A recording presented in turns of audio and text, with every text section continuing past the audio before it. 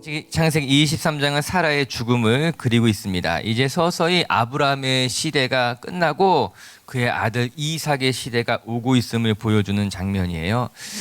아브라함도 사라의 장례를 준비할 뿐만 아니라 이제 자기 자신의 아브라함의 시대가 끝이 났구나, 이것을 본능적으로 알고 있었어요. 그래서 우리가 내일 살펴보겠지만 이제 이삭을 결혼시킬 준비까지 하고 있는 말씀은 이제 23절과 24절을 보면서 이제 아브라함의 시대가 저물어가는 것을 보게 되는 것이에요. 아브라함이 이렇게 노년을 맞이하게 되었습니다. 그러면서 이제 아브라함의 모습도 성숙한 하나님의 백성이 되어가고 있구나, 그것을 말씀을 통해 보게 되는 거예요. 아내 사라를 장례하는 모습을 보면서도 이제 아브라함이 성숙한 사람이 되었구나, 정말 하나님 약속의 사람이 되었구나 보게 되고, 또 자신의 죽음을 준비하면서 자기 아들 이삭을 어떻게 해야 될지도 알고 있었던 것이에요. 뿐만 아니라 오늘 헤브론 사람들에게 아브라함이 대하는 것을, 헤브론 사람들이 아브라함을 대하는 것을 보면은 아브라함의 모습이 이전과는 많이 달라졌구나, 정말 훌륭한 사람으로 아브라함이 믿음의 사람으로 성장해 갔구나를 보게 되는 겁니다.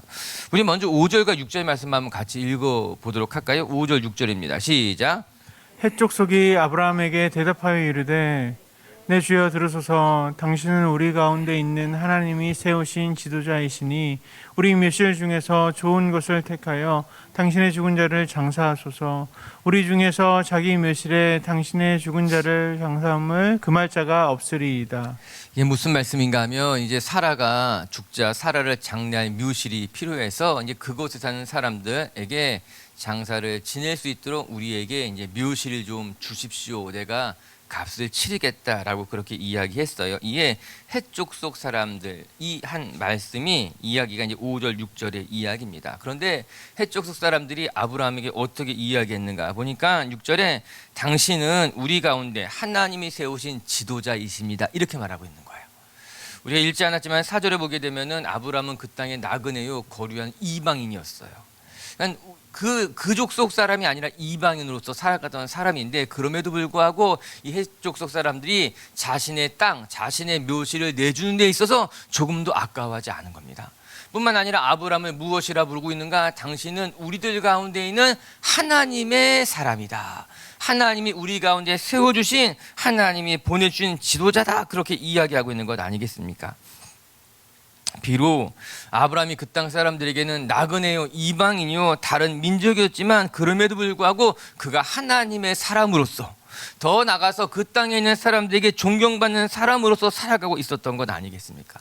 아브라함의 모습이 달라졌던 거예요. 과거에는 아내를 누이라고 속이면서 자기의 목숨을 구걸하는 존재, 그렇게 살아갔던 사람이었지만 이제 시간이 지나고 세월이 흐르면서 그의 삶에도 변화가 일어났죠. 그의 믿음에도 성장이 일어났죠. 결국에는 그는 그 이방인의 땅에서도 하나님의 사람으로 굳건하게 서 있게 됐던 겁니다. 이방인의 땅에서도 존경받는 지도자로서 그렇게 자리를 잡았던 것 아니겠어요? 그러니 자기의 사례를 장래하는 데 필요한 땅을 마음껏 쓰시라는 환대를 받고 있는 것 아니겠습니까? 저는 말씀을 대하면서 우리 빛의 성도 여러분들도 여러분이 거하는 곳에서 그곳이 정말 하나님의 사람들이 많은 곳이든 아니면 정말 예수 믿는 사람들이 아무도 없는 곳이든 간에 저 사람은 하나님의 사람이고 저 사람은 우리가 존경할 만한 사람이라고 칭찬받는 분들 되시기를 주님의 이름으로 축복합니다. 여러분, 이렇게 우리가 성장해 가야 되는 거예요. 지금 우리의 모습이 비록 보잘것없어 보이고 내가 지금은 영향력이 없는 사람 같다 할지라도 우리가 믿음의 길을 계속해서 걸어가다 보면, 믿음의 경주를 끊임없이 한결같은 마음으로 걸어가다 보면은 언젠가는 우리도 아브라함과 같이 하나님의 사람이라 인정받게 되고 하나님의 사람이라 존경받게 될 줄로 저는 믿습니다. 그렇게 우리 빛의 교회 성도 여러분들이 매일매일 여러분의 그 삶의 자리에서 정말 믿음의 경주를 온전히 감당해 나가면서 여러분의 믿음도 성장해 가고 인격도 성숙해져 가고 사람들에게도 존경받는 사람으로 자라갈 수 있었으면 좋겠어요. 오늘 이제 아브라함이 사례를 장례하는 모습을 같이 묵상하게 될 겁니다. 사람이 태어나면 누구나 죽게 되어 있는 것 아니겠습니까? 그래서 잘 태어났다, 그렇게 생일 축하받는 것도 중요하지만 그것보다 더 중요한 것은 내 마지막 순간이, 내 마지막 날을 잘 준비하는 것도 지혜로운 일이고 그렇게 살아가야 되는 것이 마땅한 일인 것 아니겠어요? 여러분, 그런데 마지막 잘 준비한다는 것이 무엇입니까? 우리는 어떻게 죽음을 잘 준비할 수 있겠어요? 여러분, 내가 묻힐 땅을 잘 마련해 두고 또 내가 죽고 나면은 뭐 물려줄 유산을 잘 정돈하고, 여러분 이것이 나의 죽음을 잘 맞이하는 모습이냐? 그렇지 않습니다. 아무리 좋은 땅을 마련해 두고 아무리 좋은 것을 준비해 둬도 그것이 내 죽음을 준비하는 것이 아니라, 정말 내 죽음을 잘 준비하고 싶다면 오늘 여러분에게 허락된 삶을 하나님 앞에 제대로 살아가는 것이 필요한 거예요. 죽음을 잘 준비한다는 것은 정말 죽음을 준비하는 것이 아니라 오늘 삶을 잘 살아가게 됐을 때 그 오늘의 삶이 죽음을 준비하는 삶이 되는 것 아니겠습니까? 같이 함께 이제 아브라함의 마지막 노년의 그 시간들을 바라보면서, 특별히 오늘 사라의 장례를 준비하는 모습을 바라보면서 우리 빛의교회 성도 여러분들도 여러분의 삶을 한번 돌아보시고, 또 내가 이 남겨진 이 삶을 어떻게 살아가는 것이 유익하고 좋은 일인지를 한번 생각해보고 깨닫는 시간 되시기를 주님의 이름으로 축복합니다.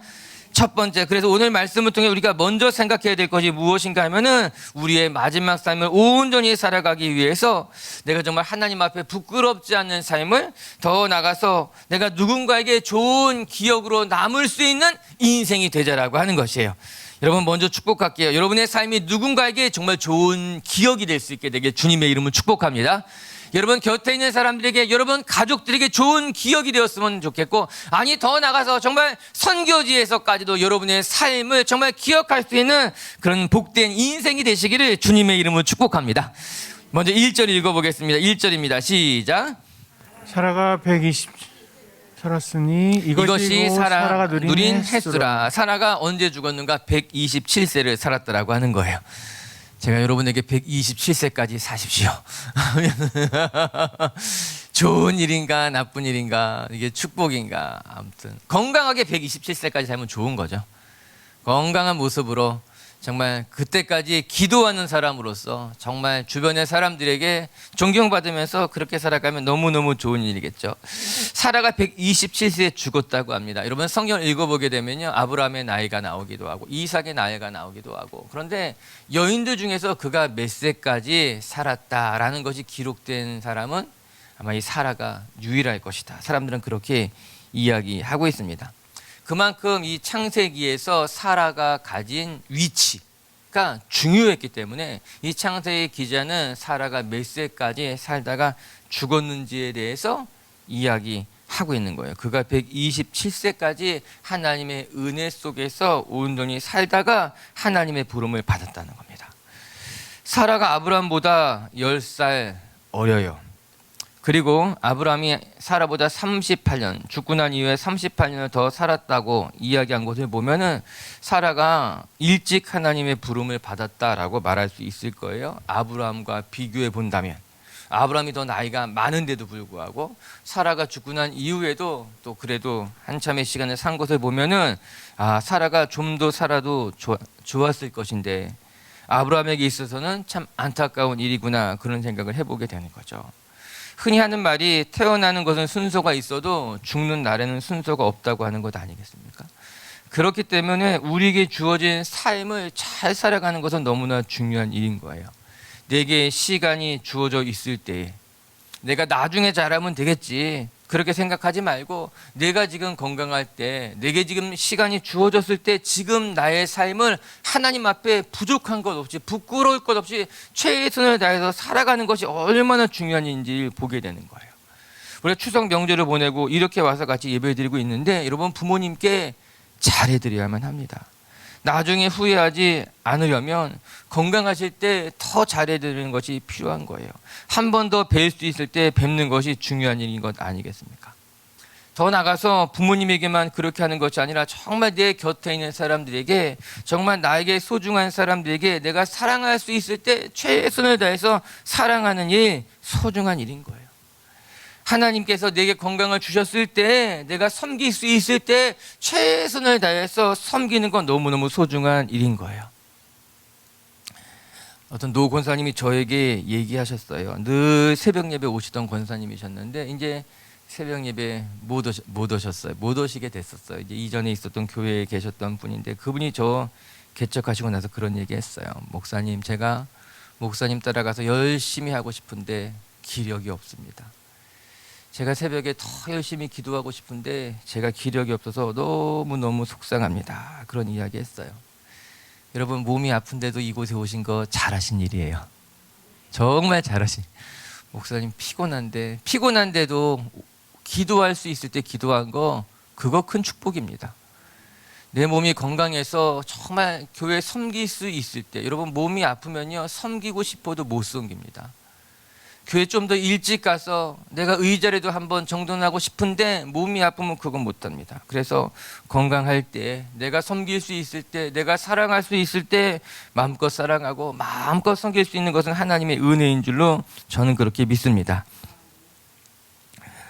우리 2절의 말씀도 한번 같이 읽어볼까요? 2절 말씀이에요. 시작. 사라가 가나안 땅 헤브론 곧 기럇 아르바에서 죽음에 아브라함이 들어가서 사라를 위하여 슬퍼하며 애통하더라. 이제 사라가 127세를 향유하고 다 마치고 하나님의 부름을 받자 2절에 보니 이 아브라함의 마음이 너무너무 슬펐다는 거예요. 애통했다 그렇게 이야기하고 있는 거예요. 오늘 2절은 그것을 두 번이나 반복해서 이야기하고 있더라고요. 아마도 이 아브라함이 느꼈던 그 어떤 그 아픔, 그 속상한 마음이 있었던 거예요. 그래서 슬퍼하고 애통했다 그렇게 이야기하고 있는 거죠. 아브라함의 마음이 어떠했는지. 아브라함은 사라의 죽음 앞에서 너무나 슬펐습니다. 그도 그럴 것이 아브라함이 갈대아 우르에서 하나님의 부름을 받아 갈대아 우르 친척 아비 본토집을 다 떠났을 때 아브라함 곁에 같이 있어줬던 사람이 사라였던 거예요. 사라와 함께 가나안 본토 친척을 떠나와서 평생 동반자로서 함께했던 사람이었던 것 아니겠습니까? 여러분 한번 생각해 보면 아브라함이 롯이 이제 가나안 연합군에게 붙잡혀 갔을 때 아브라함이 목숨을 걸고 롯을 구출하러 간 것도 그만할 만한 이유가 있었던 거예요. 아브라함에게는 이제 유일한 혈육은 롯밖에 없었던 겁니다. 그만큼 아브라함이 이 타지의 땅에서 외롭게 하나님의 사명을 감당하고 있었던 거죠. 본토 친척 아비의 집을 떠나서 그가 정말 유일하게 의지할 수 있었던 사람이 혈육이 롯이었고 평생 함께 하나님의 사명을 감당하면서 살아왔던 사람이 사라였던 거예요. 그렇기 때문에 사라의 죽음이 아브라함에게는 충격이고 속상하고 눈물이 나고 오늘 말씀처럼 슬퍼하고 애통해할 수밖에 없었던 것이죠. 그런데 또 가만히 생각해 보면 내가 죽었을 때 이렇게 나를 위해서 슬퍼할 사람이 누가 있을까? 우리가 이 세상을 마칠 때 나를 위해서 애통해 주는 사람이 과연 몇 명이나 있을까 생각해 보면 그것도 정말 정신을 바짝 차리게 하게 되더라고요. 정말 나의 죽음을 애통한다는 것이 무엇입니까? 그래도 내가 잘 살았다는 것 아니겠어요? 나의 죽음을 애통한다는 것은 내 장례식장에 그래도 조문객이 여러 찾아온다라고 하는 것은 내 삶을 애도해 주는 누군가가 있다는 거죠. 나를 그리워하는 누군가가 있다는 것 아니겠습니까? 로마 시대 때 로마 황자들은 자신의 가족들이 죽었을 때 애통하는 사람들이 없을까 봐서 애통하는 사람들을 돈으로 사서 장례식장을 채웠다는 기록이 있더라고요.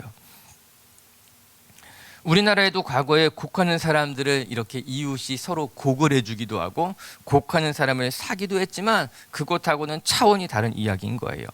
늘 폭정을 일삼았던 로마 황제들은 여러 전쟁을 통해서 많은 사람들에게 원한을 살 수밖에 없었던 로마 황제들은 자기가 죽고 났을 때 아무도 나를 위해 애통해하지 않을 것이라는 두려움이 있었기 때문에 자신의 가족들을 위해서 자기 자신을 위해서 애통해하는 사람들은 돈으로 사서 고용했다라고 하는 거죠.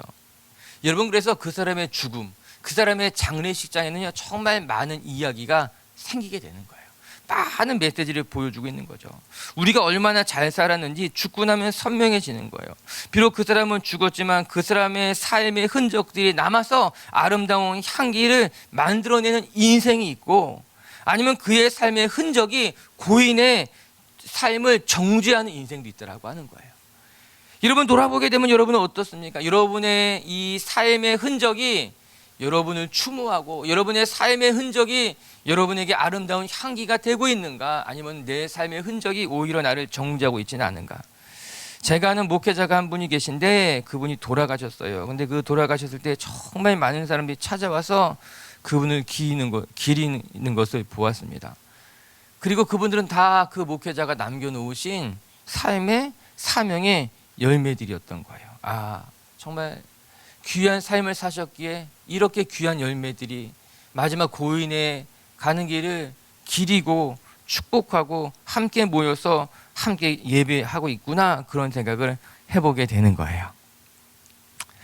우리가 오늘 아침부터 죽음에 대한 이야기를 하는 것이 조금은 그럴 수 있지만 아니, 그렇지도 않은 거예요. 여러분의 삶의 자리에서 저 누리비치교회 성도 여러분들이 오늘도 여러분의 삶의 흔적을 아름답게 만들어가서 여러분의 삶을 그리워하고 여러분의 삶을 보고 싶어하는 성도들이 많아지는 하나님의 자녀들 되시기를 주님의 이름으로 축복합니다.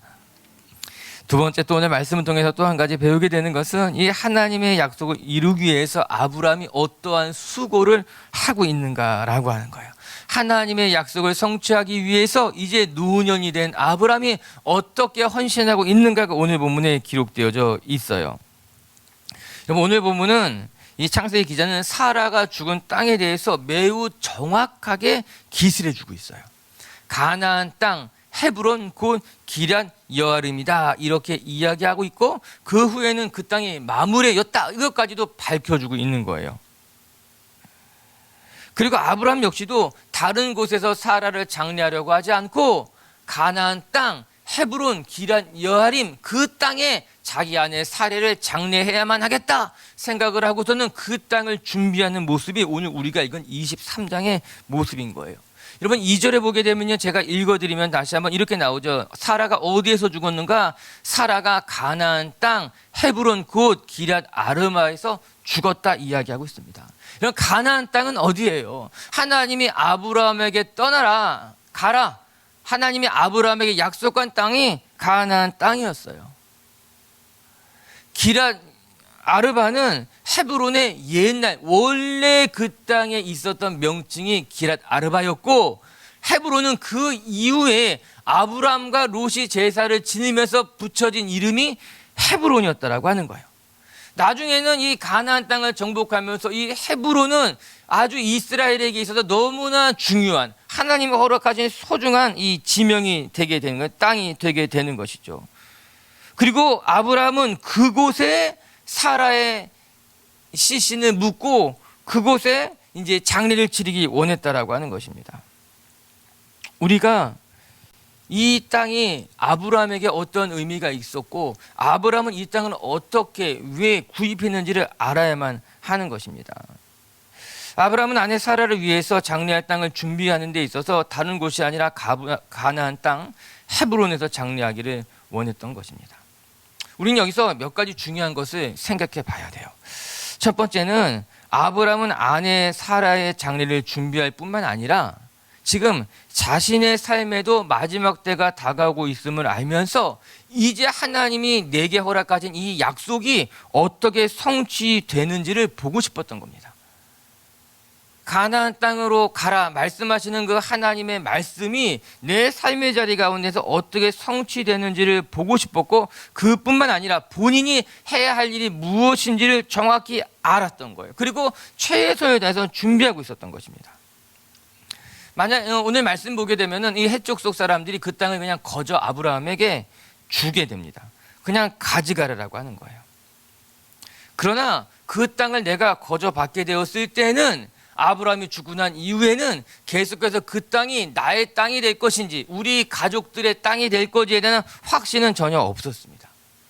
이 땅은 내가 거저 주니 마음대로 사용하고 싶은 곳을 사용하라고 하는 사용권을 주는 것이지 그 땅의 소유를 넘겨주는 것은 아니었던 거죠. 물론 본인에게 하나님이 주신 이삭이라고 하는 약속의 자녀가 있었지만, 그 약속의 자녀가 이제 내가 죽고 난 이후에 하나님의 약속을 성취해가는 과정 속에서 아브라함이 내가 해야 될 몫이 무엇인가, 나는 어떻게 내게 주어진 사명을 매듭짓고 가야 할지에 대해서 분명히 생각하고 있었던 겁니다. 이에 아브라함이 그 땅을 값을 치르고 사는 과정에 있어서도 오늘 본문에 보게 되면 끊임없이 그 땅을 내가 값을 치르겠다 이야기할 뿐만 아니라 많은 사람들이 보는 곳 앞에서 그 땅을 양도받게 됩니다. 이제 구입하게 되는 거예요.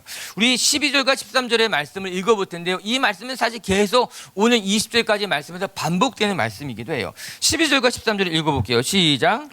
아브라함이 이에 그 땅의 백성 앞에서 몸을 굽히고 그 땅의 백성들이 듣는 데서 에브론에게 말하여 이르되 당신이 합당히 여기면 청하건대 내 말을 들으시오. 내가 그 밭값을 당신에게 주리니 당신은 내게서 받으시오. 내가 나의 죽은 자를 거기에 장사하겠노라. 오늘 아브라함이 그 땅을 그냥 그 땅의 주인에게 돈을 주고 사는 것뿐만 아니라 그 땅의 주변에 있는 사람들, 그 모든 족속들이 보는 앞에서 그 땅을 사기를 원했다라고 하는 거예요.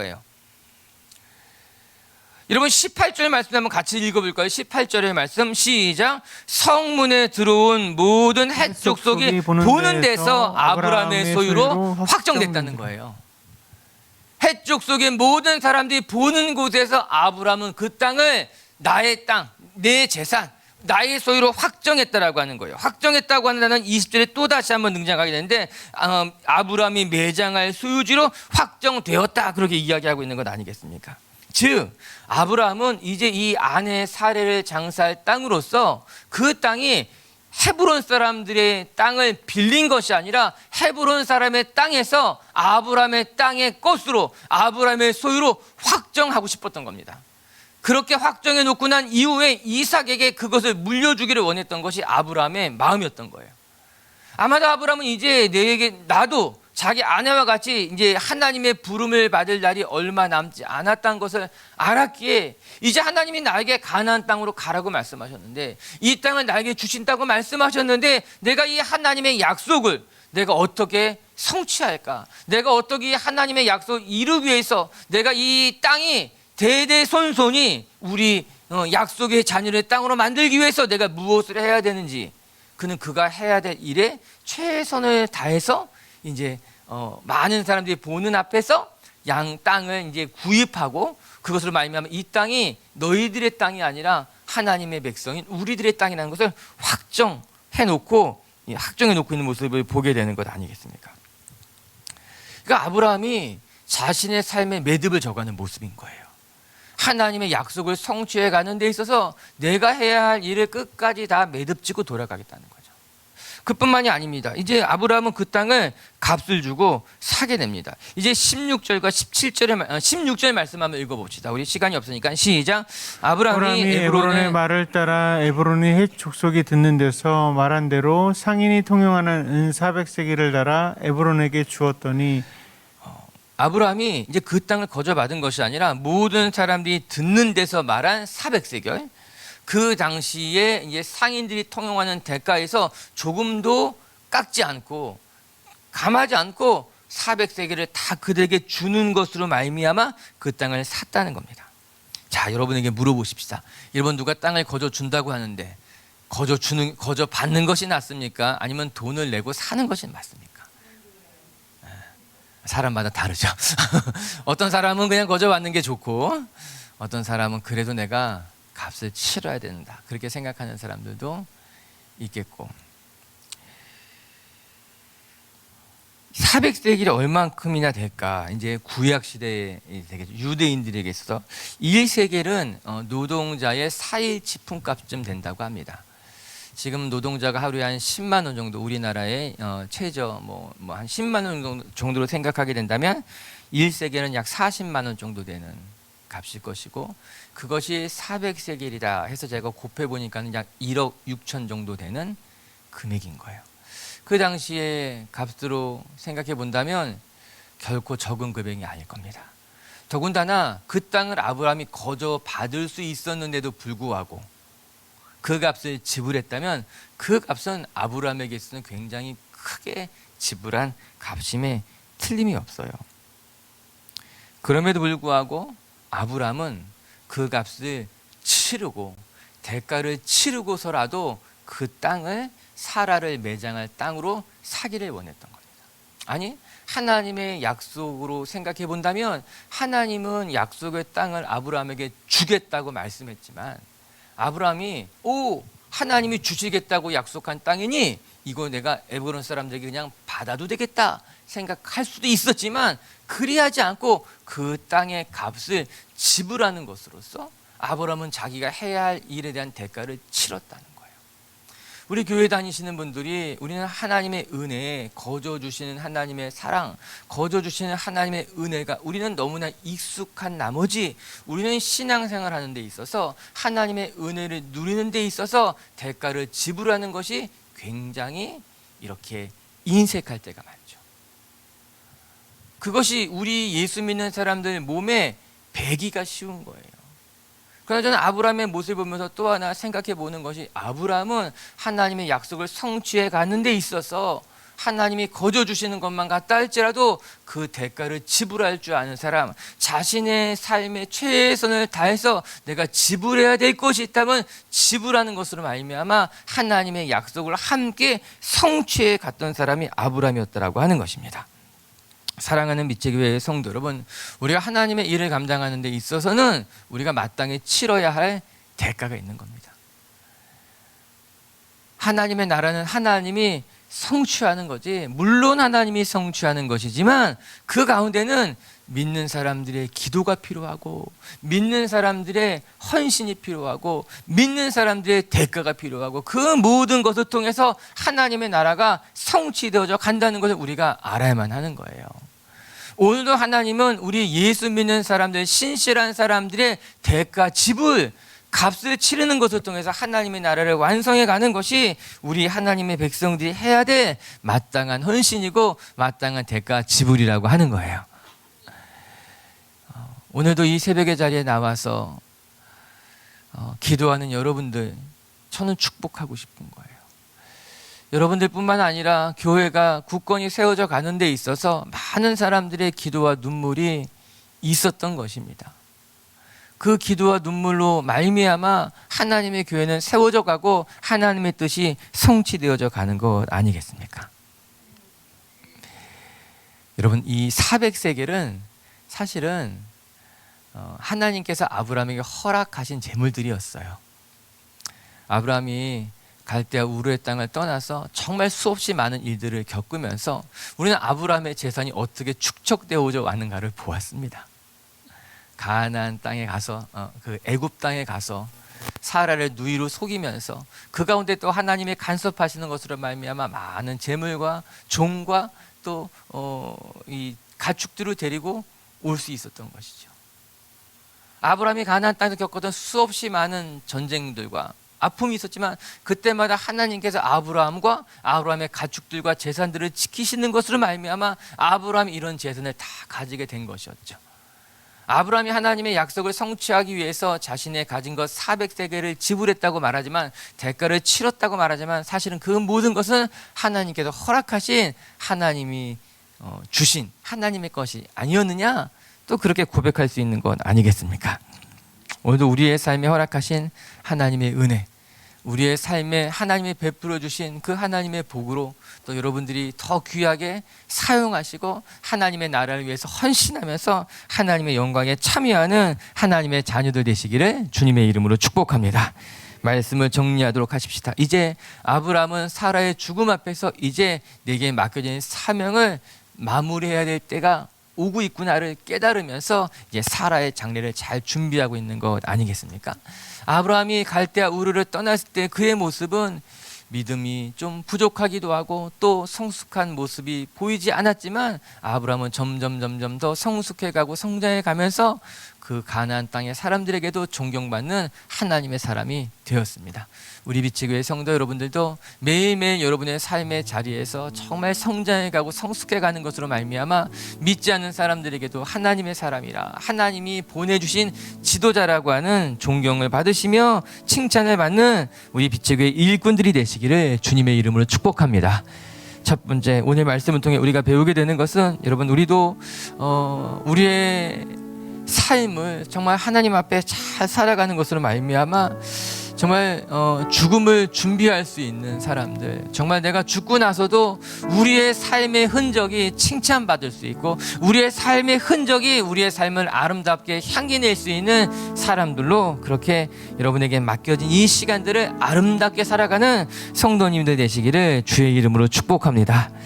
두 번째, 아브라함은 하나님의 약속을 이루기 위해서 기꺼이 대가를 지불하며 자신에게 맡겨진 삶의 매듭을 하나씩 지어가는 것을 오늘 말씀을 통해 확인하게 된 거예요. 오늘도 우리 비치교회 식구들도 여러분의 삶의 자리에서 하나님의 약속을 이루기 위해서 값을 치러가며 정말 대가를 지불해가며 아름답게 성장해가는 비치교회 가족들 되시기를 주님의 이름으로 축복합니다. 기도하십시다. 우리